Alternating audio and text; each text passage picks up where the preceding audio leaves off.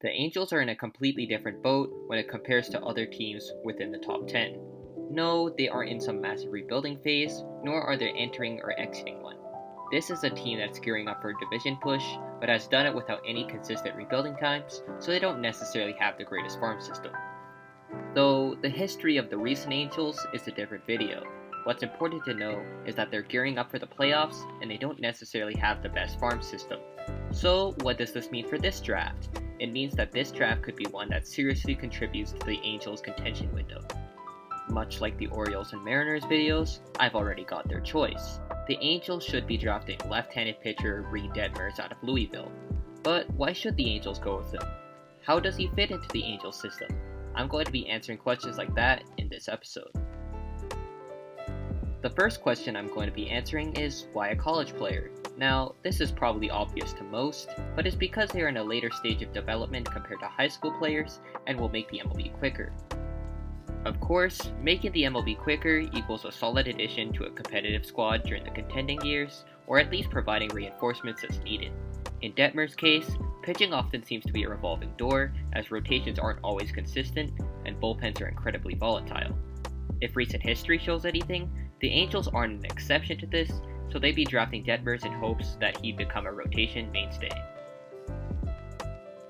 That's the obvious question answered, so let's move on to how the Angels stack up positionally within their system.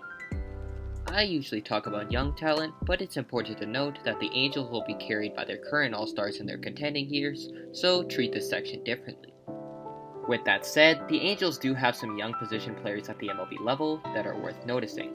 Of course, everyone knows about Shohei Ohtani, but don't sleep on guys like David Fletcher, Matt Thaiss, Luis Rengifo, and Taylor Ward.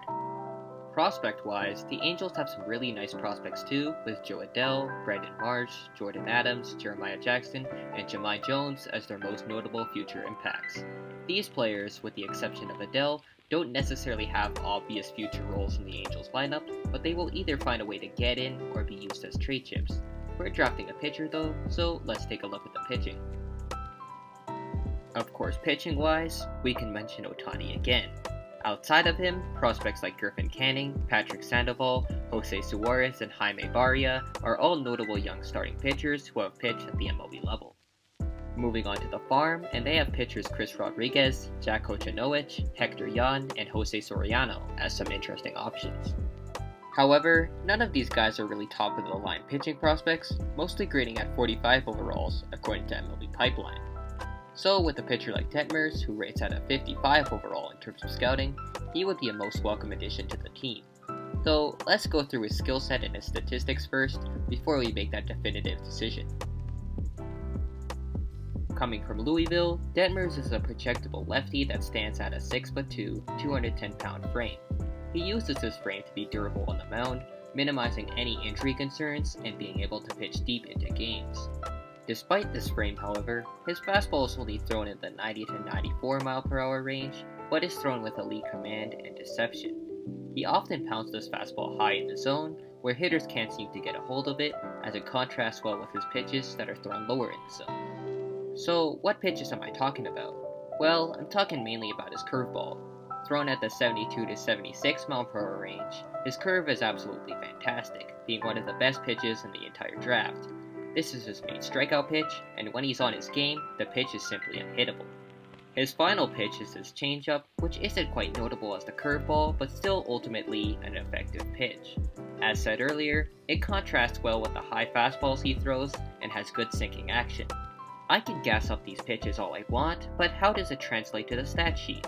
A spoiler, it translates very well, and turned him into one of the best pitchers in college baseball last season. His freshman year most certainly had some struggles, pitching to a 4.85 ERA with a 1.455 WHIP, although he didn't start all games. Per 9 stats had him at a 7.6 hits per 9, a 1.3 home runs per 9, a 5.5 walks per 9, and a 11.2 strikeouts per 9. These numbers are definitely not top prospect worthy, but he must have figured something out in the following offseason, as he most certainly improved. As a sophomore, Detmers cut his ERA down to a much more respectable 2.78, while much improving his WHIP, going down to .918. per 9 stats had him improve in every single category, with a 5.6 hits per 9, a 1.0 home runs per 9, a 2.6 walks per 9, and a 13.3 strikeouts per 9. The biggest change here being his walk rate, being cut by more than half the freshman total. Before the junior season got cancelled, he was on track to repeat the strong performance. A 1.23 ERA and a whip of 1 shows his consistency coming off of a much improved sophomore year. He was also consistent in the per 9 categories, pitching to a 6.5 hits per 9, a 0.4 home runs per 9, a 2.5 walks per 9, and a 19.6 strikeouts per 9. These statistics all come from only 4 starts in the season cut by COVID, but are still great nonetheless. Basically, Detmers is a pitcher who has developed into a solid presence on the mound, and the Angels should see no problems drafting him at number 10.